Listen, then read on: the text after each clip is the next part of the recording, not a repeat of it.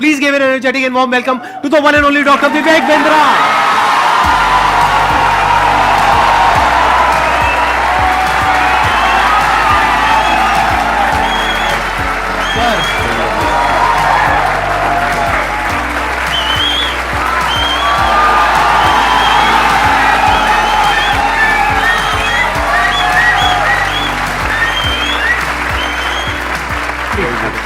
Thank you.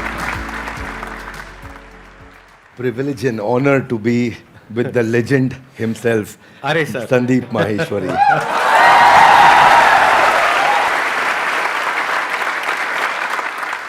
Sir के बारे में मैं जितनी तारीफ करूं उतनी कम है, लेकिन अगर मेरे को शॉर्ट में कुछ कहना हो तो वो ये है कि आप में से बहुत सारे लोगों को शायद पता नहीं है, डॉक्टर विवेक बिंद्रा सर का सिर्फ इंडिया का नहीं पूरे वर्ल्ड का सबसे बड़ा एंटरप्रेन्योरशिप का चैनल है।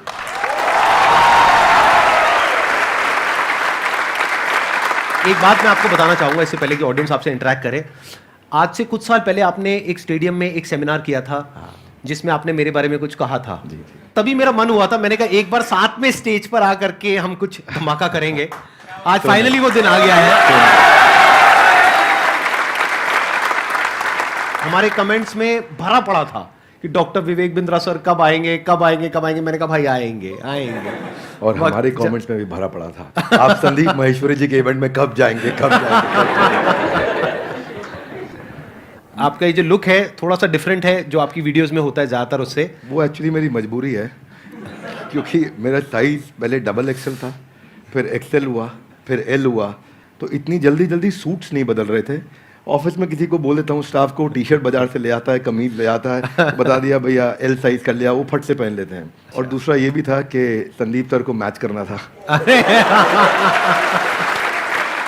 आसान है। Bounce back.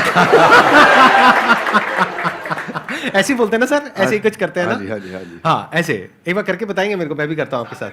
अच्छा ऐसे कुछ I can. No, come on, one more time. I can. I will. Bounce back.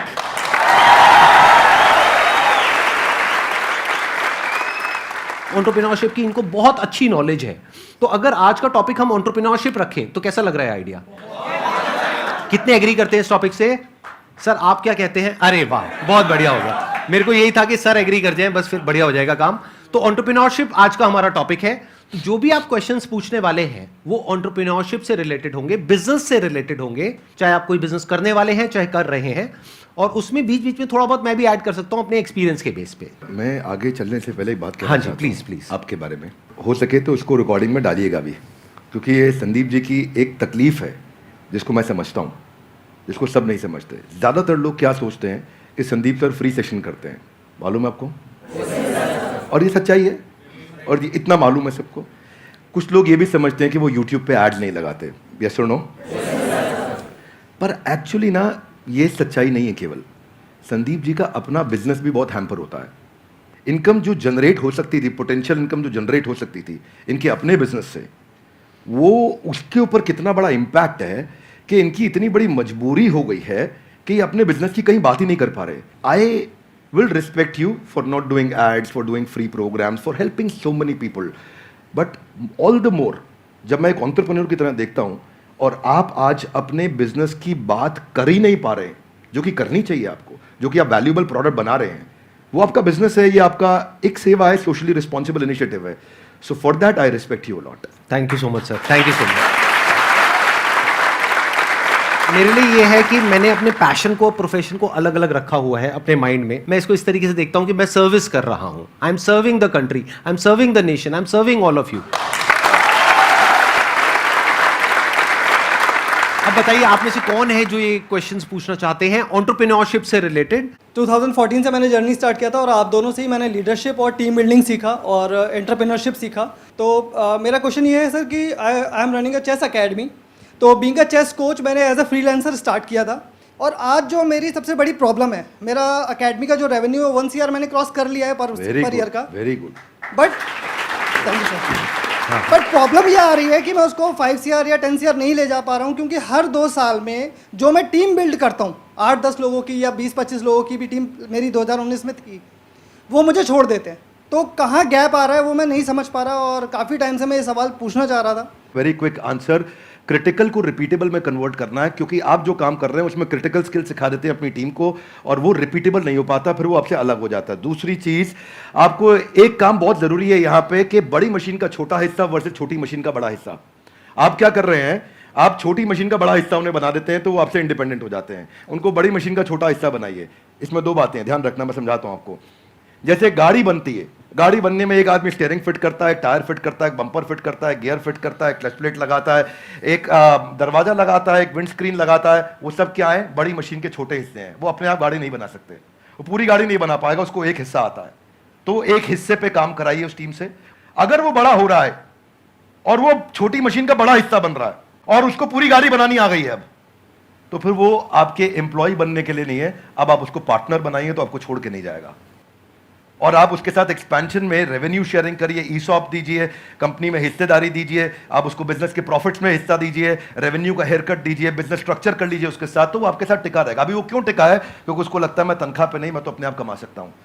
तो ये दूसरी चीज है। दो बातें हैं, एक पहला, क्रिटिकल को रिपीटेबल आप टेक्नोलॉजी से बनाइए। मैं मुंबई में एक आइसक्रीम वाला है, वो पिछले 150 साल से आइसक्रीम बनाता है, खिलाता है, और वो बड़ा फेमस है। दुनिया भर में लोग उसकी आइसक्रीम लेकर के जाते हैं, उसका मिल्क शेक लेके जाते हैं, वो ड्राई आइस में पैक करके देता है, डब्बे में सील करके देता है। और मैं भी देखा, बड़ा अच्छा लगा मुझे देख करके, लेकिन तो बड़ा बड़ा लिखा है कि हमारी देश में कोई दूसरी ब्रांच नहीं है।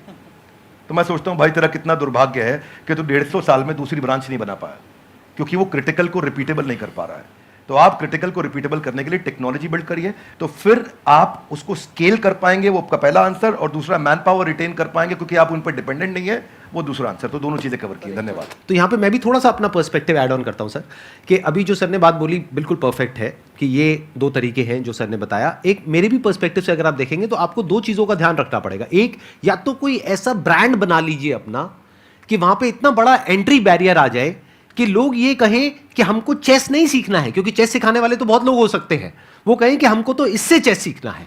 जैसे पानी की बोतल का अगर एग्जांपल लिया जाए तो पानी की बोतल्स तो बहुत हैं, लेकिन जो ब्रांडेड पानी की बोतल है, और वो भी पानी की बोतल के नाम से जो सबसे पहला नाम हमारे माइंड में ब्रांड आता है, वो मुझे बोलने की जरूरत नहीं है, आप लोगों को पता है क्या आता है। पानी के साथ में सिनोनिमस कौन सा ब्रांड है, तो आदमी कहे कि मेरे को तो ये चाहिए, वो नहीं है तो कुछ और चाहिए।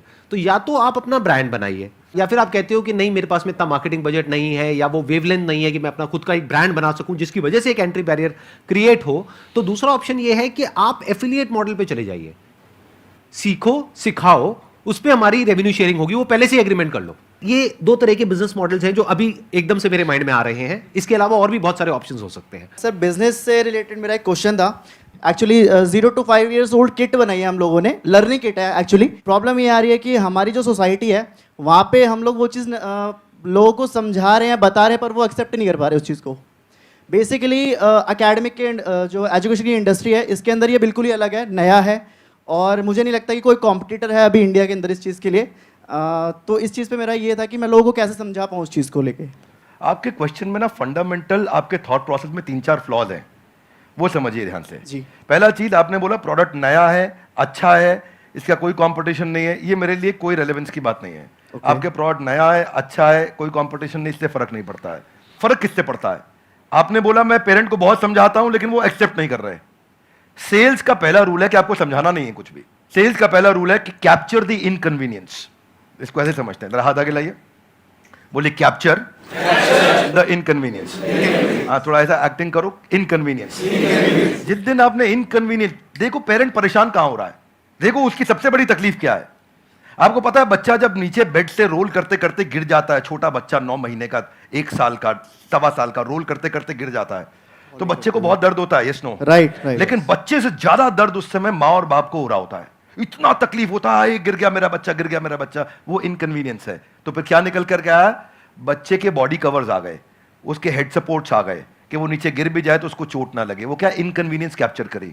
दूसरा चीज, जब आप ये करोगे, उसका नाइस एनालिसिस करोगे, उनका नीड, इंटरेस्ट, कंसर्न, एक्सपेक्टेशन, तो आपको बेचना नहीं पड़ेगा, वो अपने आप लेगा। ये आपके प्रोडक्ट का एमवीपी होता है कि आपको बेचे बिना लोग कस्टमर के लिए प्रीपे करने को तैयार हो जाएं, या एडवांस देने को तैयार हो जाएं, या कैश पेमेंट देने को तैयार हो जाएं, या प्रोडक्ट बनाते वक्त आपको लेटर ऑफ इंटेंट दे दें, या बोले कि मेरा बड़ा स्ट्रॉन्ग इच्छा है कि मैं लूंगा, कम से कम इतना बोल दें।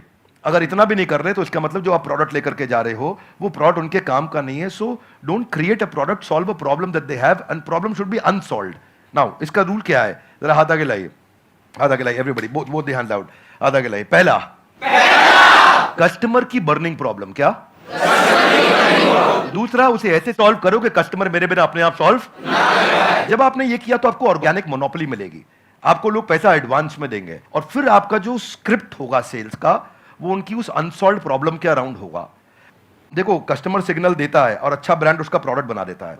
आपको बातचीत के दौरान कस्टमर ने सिग्नल दिए होंगे मैं इसलिए नहीं दे रहा, मैं इसलिए नहीं दे रहा, मैं इसलिए नहीं दे रहा. वो जर्नी में घुसो और ढूंढो और उसको कैप्चर करो और फिर वहां से आप प्रोडक्ट बनाओगे. इसके सैकड़ों एग्जांपल्स हैं. आप कहते जाएंगे मैं देते जाऊंगा, देते पूरा. आप हमारे लिए क्या, हमारे लिए तो ये रोज का काम है. रोज अब तक मैं सैकड़ों हजारों बिजनेस देख चुका हूं जिनको मैं लॉस मेकिंग से प्रॉफिट मेकिंग बनाया. पर हम फंडामेंटल पहली चीज यही है कि आप ये देखो कि अनसॉल्व प्रॉब्लम, जो कि प्रॉब्लम नहीं होनी चाहिए, बर्निंग प्रॉब्लम होनी चाहिए, समस्या नहीं होनी चाहिए, ज्वलंत समस्या होनी चाहिए और वहां से आप इंपैक्ट क्रिएट कर सकते हो.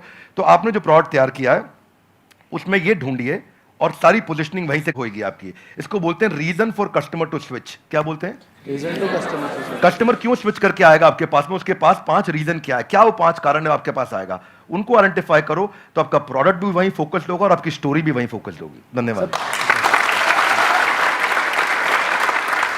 अभी आपकी प्रॉब्लम क्या है कि आपने एक प्रोडक्ट बना दिया है, जो प्रोडक्ट आपको सही लगा उसके हिसाब से आपने एक प्रोडक्ट बना दिया है. ऐसा नहीं है आपने लाखों लोगों से जाकर के डिस्कस किया है या फिर बहुत ज्यादा रिसर्च करी है फिर एक प्रोडक्ट बनाया. नहीं, आपको लगा कि इसकी नीड है, लगा. ध्यान से समझना, लगने में और होने में जमीन आसमान का फर्क होता है. मुझे भी लग सकता है कि मेरे इस प्रोडक्ट की नीड है, सभी को लगता है. इसको बोलते हैं प्रोडक्ट मार्केट फिट. यानी कि जो 60% से ज्यादा बिजनेसेस फेल हो जाते हैं, statistically it is proven across the globe, उसके पीछे सबसे बड़ा रीजन होता है प्रोडक्ट मार्केट फिट नहीं मिल पाता है उनको. कि मतलब मार्केट को कुछ और चाहिए, प्रोडक्ट आपका कुछ और है. और यही आपकी प्रॉब्लम है. आप कह रहे हो मैंने प्रोडक्ट तो बना लिया लेकिन वो बिक नहीं रहा है. तो हो क्या रहा है, ध्यान से आप समझने की कोशिश करना. एक होता है पुश, एक होता है पुल. कि आपको पुश करना पड़ रहा है अपने प्रोडक्ट को, लेकिन फिर भी सामने वाला रेजिस्टेंट है. वो कह रहा है हाँ ठीक है सोच के बताऊंगा. तो अभी वो बर्निंग नीड नहीं है जो भी सर ने वर्ड यूज किया. तो वो जो बर्निंग नीड होती है ना, तो आपको पुश नहीं करना पड़ता है, वहां पे पुल अप्रोच काम आती है. मतलब कस्टमर खुद आपके पास में आता है, जैसे ही उसके पास में इंफॉर्मेशन पहुंचती है तो वहां पे सिर्फ एक काम रह जाता है, किसी तरीके से उस इंफॉर्मेशन को पहुंचाना. तो वो इंफॉर्मेशन भी जब आप उस तक पहुंचा रहे हो तो वो भी एक तरह से हेल्प हो गई उस कस्टमर की. फॉर एग्जाम्पल, आपके पीठ में दर्द है, आपके गर्दन में दर्द है, उसका आपने बहुत कोशिश कर लिया सोल्यूशन निकालने का, 2 साल हो गए, 4 साल हो गए, कोई सोल्यूशन नहीं निकला. मेरे पास में उसका सोल्यूशन है कि 4 दिन में वो प्रॉब्लम सॉल्व हो सकती है और एक्चुअल में हो सकती है. अगर वो इंफॉर्मेशन आप तक पहुंचती है तो क्या मैं आपको यूज कर रहा हूं अपने प्रॉफिट के लिए या आपकी हेल्प कर रहा हूं? ये अप्रोच होनी चाहिए.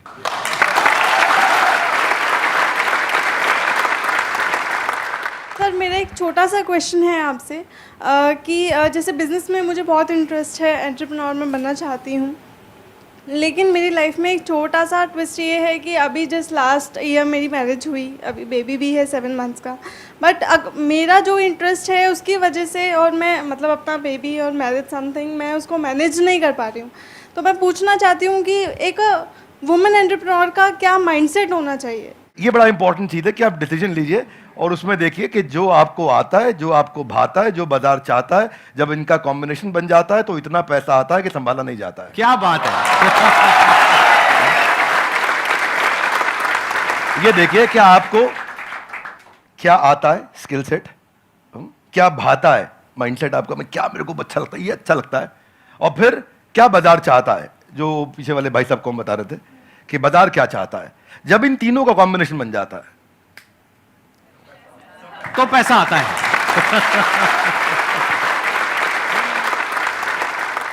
सर आज आप दोनों को एक साथ देखकर बहुत खुशी हो रही है. मुझे भी हो रही है बहुत खुशी. मुझे भी हो रही है. सर बिजनेस को ग्रो करने के लिए कुछ प्लेटफॉर्म्स सजेस्ट आप करना चाहें जिससे मैं वहाँ पे बता सकूं कि हाँ मेरा ये बिजनेस है. आप बात कर रहे हैं कि मैं माल को बेचूं कैसे. जी जी. तो देखिए उसका आंसर संदीप सर ने थोड़ी देर पहले समझा दिया है. पहले आपको ये सोचना है कि मैं माल को बनाऊं कैसे. सर के आंसर को मैं एक्सटेंड कर रहा हूं. प्रोडक्ट मार्केट फिट ठीक करो. बेचने के लिए फेसबुक भी है, यूट्यूब भी है, कंटेंट मार्केटिंग करो, बढ़िया कंटेंट बनाना सीखो, कंटेंट की बातचीत करो. अभी सर के प्लेटफॉर्म पे जेंटलमैन आए थे, एमबीए चाय वाला, वो क्या बढ़िया कंटेंट प्रेन्योर है, ऐसा बोलते हैं फट फट फट फट फट फट इतना स्पीड से बोलते हैं, आकर के उनकी कंटेंट को लोग सुनते हैं. अब प्रश्न आपका ये था कि मैं कहां पे जाके प्रमोट करूं. आप सब प्रमोट करने के लिए जहां पे जनता है वहां पहुंच जाइए। सोशल मीडिया के जिस चैनल पे आपकी ऑडियंस है वहां चले जाइए। सब जगह पे नहीं जाते हैं, किसी को ट्विटर पे काम आएगा, किसी को फेसबुक पे और किसी को यूट्यूब पे। आप ढूंढ लीजिए कहाँ है और फिर वहां जाकर के 5 चीजों का ध्यान दीजिए। जो कंटेंट डालेंगे वो अनयूजुअल यूजफुल इंफॉर्मेशन होगी तो लोग शेयर करेंगे, आपको वायरलिटी मिलेगी। दूसरा चीज, या आप उसमें अनएक्सपेक्टेड डिलाइटफुल सरप्राइज दे सकते हो कि सामने वाला देखे और बोले अरे वाह। जरा जोर से बोलिए ऐसे नहीं, थोड़ी आंखें बड़ी करो, मुंह खोलो, हैरान हो जाओ। अगर कस्टमर ने बोला अरे वाह तो आपका कंटेंट शेयर होएगा। क्या होएगा? अगर आपका कंटेंट शेयर हुआ तो लोग आपके प्रोडक्ट के बारे में पता चलेगा, आपके पास आएंगे। तीसरी चीज, ऐसा जरूर ध्यान रखना कि शेयर करने में उसकी इज्जत बढ़ती हो। चौथा पॉइंट बड़ा इंपॉर्टेंट है कि जो करंट इस समय टॉपिक्स चल रहे हैं, कुछ इस समय नेशनल सेलिब्रेशन चल रहा है जहां पे सब लोग जुड़े हैं, जो कि कम्युनिटी के साथ जुड़ा हुआ है, उसके बारे में अगर आप कंटेंट डालेंगे तो शेयरेबिलिटी बढ़ती है। तो जब आप कंटेंट मार्केटिंग करेंगे, ये चीपेस्ट तरीका है आपको ट्रैफिक जनरेट करने का, और इसमें कोई पैसा नहीं लगता, थोड़ी सी इंटेलिजेंस लगती है। उस इंटेलिजेंस का इस्तेमाल करिए, आपका प्रोडक्ट मार्केट में पहुंचेगा। लेकिन पहले संदीप सर की बात मान लीजिए, प्रोडक्ट मार्केट फिट होना चाहिए। वो फिट होगा तो बात बनेगी।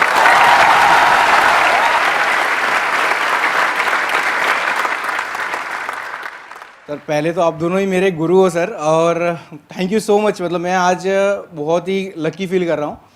और मैं आप दोनों से एक ही सवाल है, आप दोनों ने भी एक यूट्यूब से ही जर्नी शुरू करी थी, अगर और भी डॉक्टर विवेक बिंद्रा और संदीप महेश्वरी हमारे देश को चाहिए और वो कैसे बनेंगे, वो मेरा क्वेश्चन है सर। मुझे लगता है इसका आंसर संदीप सर को देना चाहिए। अरे सर दोनों से सर।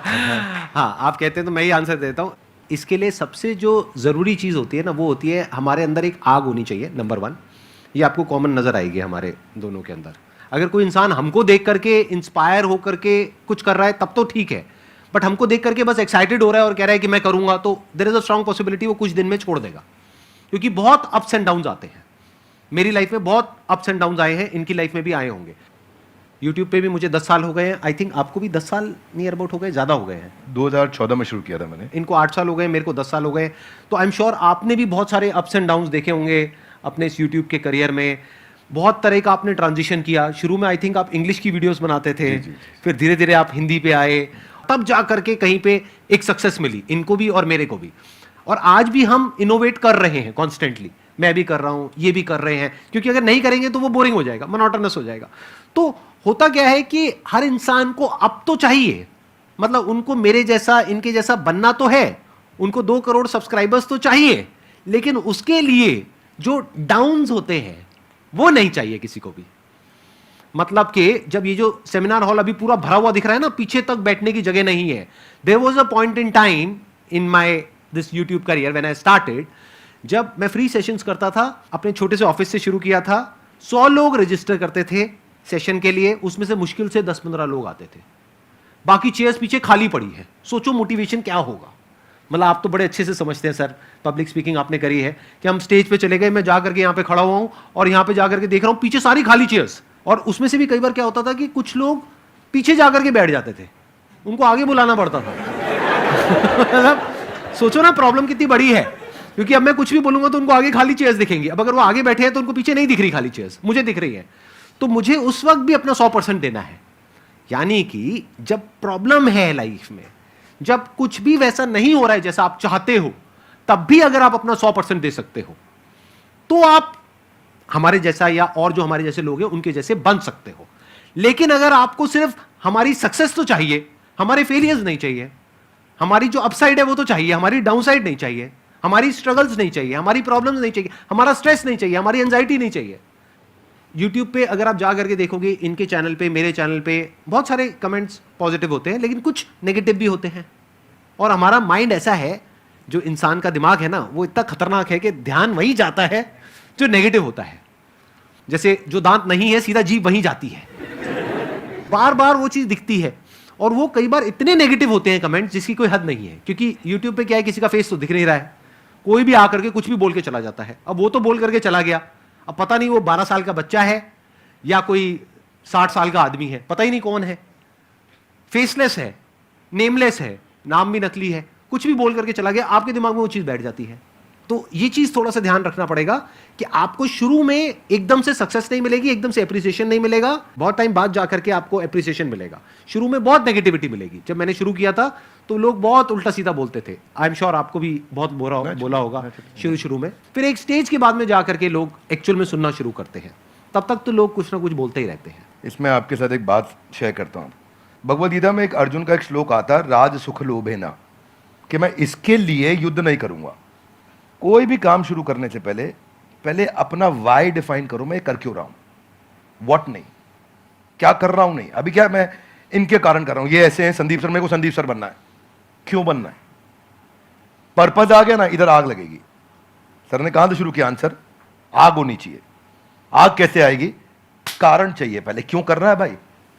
जिन ऑर्गेनाइजेशंस ने, जिन एम्प्लॉयज ने, जिन लीडर्स ने वाई सॉल्व किया है, उनकी कंपनी के सारे एम्प्लॉयज ने, उनकी पूरी कम्युनिटी ने उसका हाउ और व्हाट अपने आप अचीव कर लिया है। ये कैसे करना है, क्या करना है, मुश्किल नहीं है, ये क्यों करना है। आग सीने में चाहिए, पीछे नहीं चाहिए। पीछे लगाएगा तो जल जाएगा, सीने में लगाएगा तो इतिहास रच देगा।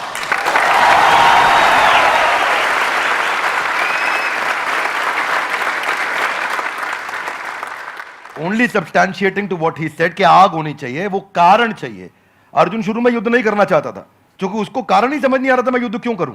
उसको लगा कि यार मैं राज सुख के चक्कर में करने लग रहा हूं तो, और वो ईमानदार आदमी था, पहले ईमानदारी बाद में दुकानदारी। तो उसने कहा कि भाई ये तो मैं करूंगा ही नहीं, ये तो गड़बड़ हो गया। फिर कृष्ण ने बाद में चर्चा करी, राज सुख लोभेना नहीं है, there are principles why we are doing it and what we are doing it. तो कृष्ण ने भगवद गीता में पूरा वाई क्लियर किया, पर्पस क्लियर किया। जिस दिन कारण समझ में आ गया ना, उसके बाद वो आग लगाएगा, फिर भागेगा। पर उसके बाद सर्कमस्टेंशियल नहीं होगा, सब्सटेंशियल होगा। सर्कमस्टेंशियल कौन है, जब अच्छा कमेंट आया अरे अरे मजा आया, जब बुरा कमेंट आया अरे ये क्या हो गया, ये सर्कमस्टेंशियल है। सब्सटेंशियल है, आजू बाजू कुछ भी हो, परिस्थिति कुछ भी हो, मनस्थिति नहीं बदलेगी अपनी, अपन वैसे के वैसे रहेंगे, वही स्पीड रहेगी, वही बना रहेगा, वो चलता रहेगा। क्यों चल रहा है वो आप समझना है, आपको सेल्फ स्टार्ट बनना है कि पुश स्टार्ट बनना है। सेल्फ स्टार्ट बनना है। सेल्फ स्टार्ट कैसे बनेंगे, ऐसे ही बनेगा जब आदमी अंदर उसके सेल्फ में जो जहां से आंसर शुरू किया वो फायर है। वो फायर बड़ा इंपॉर्टेंट है। इसीलिए यूट्यूबर क्यों बनना है, ये बता पहले, क्यों बनना है। बहुत बार पूछना पड़ेगा अपने, मैं क्यों कर रहा हूं, मैं क्यों कर रहा हूं, मेरा पर्पस क्या है, क्यों बनना है, वो कर दो तो फिर अब आगे इसके बाद। एक्सीलेंट पॉइंट, बहुत बढ़िया जी। Thank you so much for coming. Thank you so much for taking out time. It means a lot to me and to everybody here. जो लोग वीडियो में देख रहे हैं उनको तो I'm sure मजा ही आ जाएगा. And I'm very happy. I'm sure you are also very happy. Thank you so much, sir. Thank you, sir. I'm happy too. Thank you very much. बहुत बहुत धन्यवाद. Thank you so much. Thank you.